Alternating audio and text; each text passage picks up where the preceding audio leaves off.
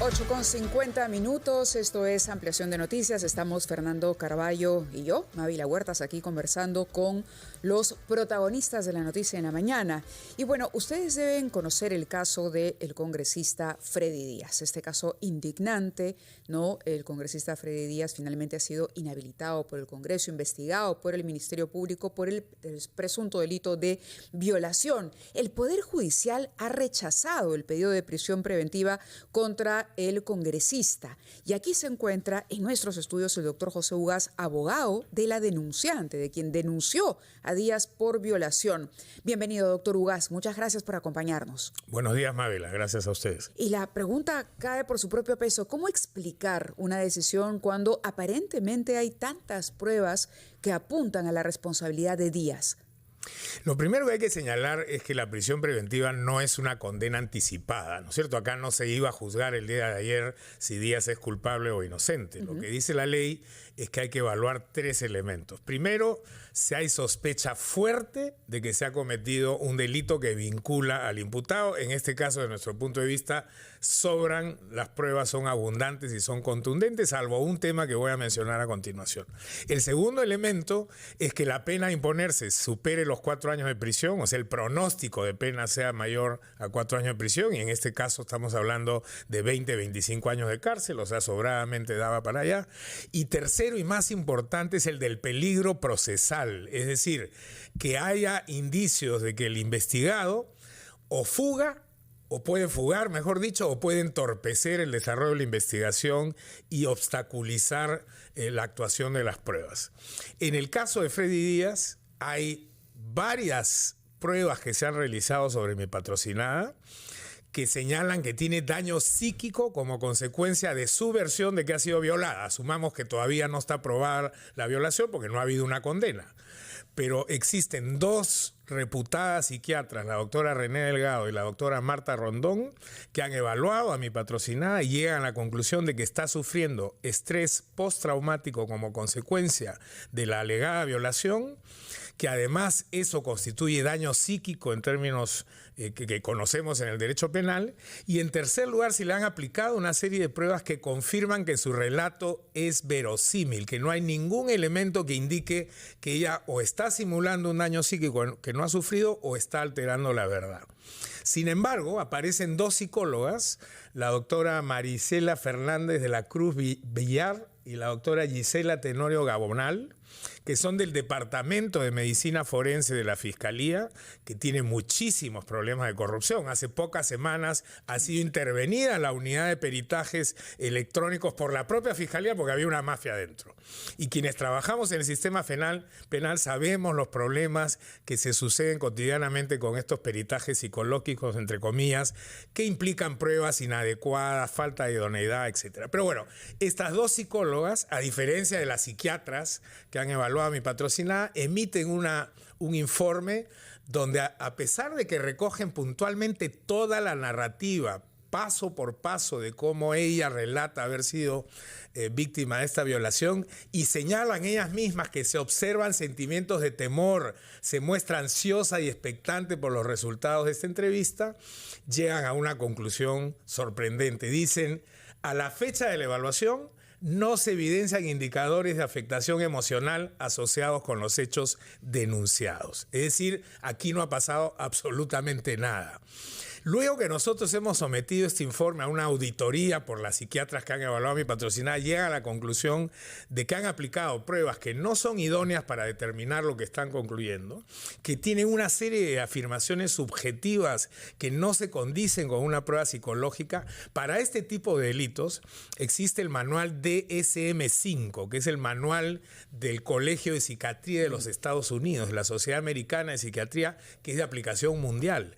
Estas señoras no han aplicado en absoluto los criterios establecidos en esas guías. Entonces, la conclusión acá es, o son absolutamente incapaces profesionalmente para hacer una evaluación de este tipo, o ha habido alguna corruptela que las ha llevado a afirmar que aquí no ha habido daño psíquico. Entonces, el juez el día de ayer ha utilizado este informe como lo que él llama un contraindicio y señala, como hay un debate sobre si la víctima, la alegada víctima, ha tenido daño psíquico o no, entonces no es el momento para afirmar que hay sospecha fuerte. Solamente califica, según el juez, como sospecha reveladora, y vamos a ver en el juicio más adelante si efectivamente se confirma o no la sospecha fuerte. Ese ha sido el primer elemento. El segundo elemento que explica la decisión del juez de ayer es que el peligro procesal implica pronóstico de fuga o pronóstico de obstaculización. El juez dice, no hay pronóstico de fuga porque el señor Díaz ha demostrado arraigo domiciliario, es decir, que tiene una casa que es alquilada y que si la deja de pagar, solo tendría que pagar 1.200 soles de multa. O sea, eso no impide una fuga a nadie y menos a un excongresista. En segundo lugar, dice, tiene arraigo laboral, porque el mismo día que lo suspenden en el Congreso, Díaz consigue un certificado de trabajo de una ferretería del llamado Grupo Abad, y dice, tengo acá trabajo. Cuando anteayer un medio de prensa de la República ha ido a confirmar el lugar de trabajo, se encuentran con que tal ferretería no existe y que es un nido, una escuela infantil, y que por lo tanto el documento está amañado y no se condice con la información que este señor ha presentado. El juez evidentemente no ha tenido tiempo de verificar eso, pero afirma que hay arraigo domiciliario. Y más grave aún, y con eso termino este análisis, el otro elemento del peligro procesal, que es la obstaculización probatoria, en el caso de Díaz tiene elementos objetivos. Cuando se produce el delito, él fuga. Varios días, sí. Se esconde, él dice, en la casa de una tía porque no sabía, cosa que se ha demostrado que es mentira, y luego aparece cuando ya no se le puede hacer prueba toxicológica, alcoholemia, etcétera, etcétera. En segundo lugar, su guardia de seguridad, un señor de apellido Tolentino, que hemos pedido que sea incorporado al proceso como cómplice primario, miente sistemáticamente cuando dice que la víctima nunca estuvo o no estuvo en ese momento en la oficina del congresista, y hay un WhatsApp que le manda el seguridad al congresista diciéndole, congresista, tenga cuidado que acá afuera está el amigo de la víctima con un teléfono y lo quiere filmar. O sea, hay un contubernio que evidencia claramente que Díaz ha venido influenciando sobre personas que son testigos o peritos en este caso. Está el caso del peritaje que acabo de mencionar, y por último está el testimonio de una expareja de Díaz que señala que él la llamó y le dijo que mienta si la buscaban para hacerle preguntas sobre su pasado. Ahora, doctor Ugaz, lo que usted dice es naturalmente grave sobre las psicólogas que han hecho aquel documento que el juez interpreta como un contraindicio, pero es mucho más grave respecto del juez, porque el doctor Checkley tiene reputación y ha tomado decisiones difíciles. ¿Cómo se puede explicar que ante la multitud de referencias y de circunstancias que nos ha usted relatado, el juez Checkley haya vacilado y haya decidido no imponerle este régimen preventivo de 7 meses que la Fiscalía pedía? Yo tengo el mayor de los respetos por el magistrado Checkley, a quien conozco, es que era juez de segunda instancia en Piura. Creo que es una persona honesta y capaz.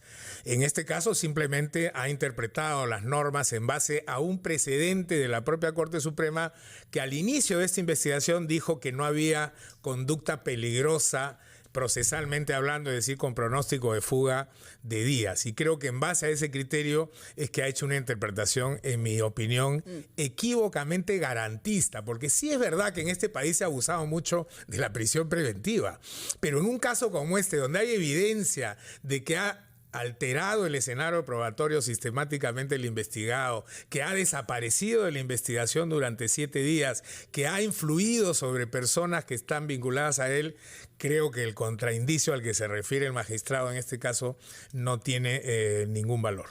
De acuerdo, doctor José Ugaz, muchísimas gracias por haber estado con nosotros esta mañana. Ustedes recuerdan, en este caso los hechos se registraron el 27 de julio pasado en la oficina de este congresista, Freddy Díaz, en el edificio del Congreso del Jirón Azángaro, un hecho que provocó tremendo escándalo y que acabó finalmente con la inhabilitación de Díaz. Veremos con atención cómo concurre y cuál es la acción que usted tomaría. ¿Va a apelar de pronto esta decisión? ¿Se puede todavía apelar o presentar algún tipo de recurso? El día de ir apelado, la Fiscalía hemos apelado nosotros, incluso la defensa de Díaz ha apelado, porque a Díaz le han impuesto comparecencia con restricciones que implican no ausentarse de Lima, chequearse cada 15 días ante la autoridad y pagar una caución de $10.000. A Díaz, 10.000 soles, perdón. Sí. Y a Díaz 10.000 soles le parece mucho dinero y ha apelado porque dice que va a pedir una rebaja. Dios. Bueno, esperemos entonces cómo discurre este caso y contaremos con usted como abogado defensor de la agraviada para que este tema que se ha vuelto emblemático no pase desapercibido. Muchísimas gracias, Fernando Mávila, y buenos días. A usted Buenos por su días, presencia. gracias. Nos vamos a una pausa, Mávila, de las 9 con los titulares de la hora.